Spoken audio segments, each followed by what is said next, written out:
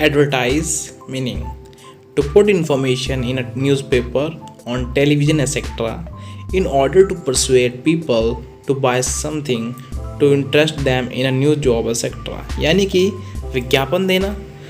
विज्ञापन अखबार में भी दिया जा सकता है, टेलीविज़न पे भी, या फिर और किसी सोशल मीडिया के माध्यम से, ताकि जिसमें आप लोगों को अपना प्रोडक्ट ख़रीदने के लिए उनमें इंटरेस्ट ला सको, उन्हें परसुएट कर सको कि वो आपको प्रोडक्ट खरीदें, या फिर जॉब का विज्ञापन भी दिया जा सकता है और लोगों का इंटरेस्ट बना सको इन्फॉर्मेशन देके, सारी उसमें इन्फॉर्मेशन बताकर ये क्या बेनिफिट है आप ज्वाइन करने के लिए आपके यहाँ पर न्यूज़पेपर में विज्ञापन दिया जाता है।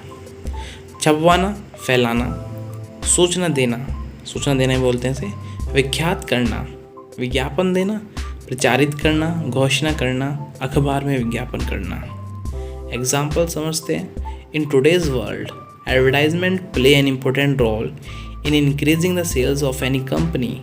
आज की दुनिया में विज्ञापन किसी भी कंपनी की बिक्री बढ़ाने में महत्वपूर्ण भूमिका निभाते हैं। Thank you.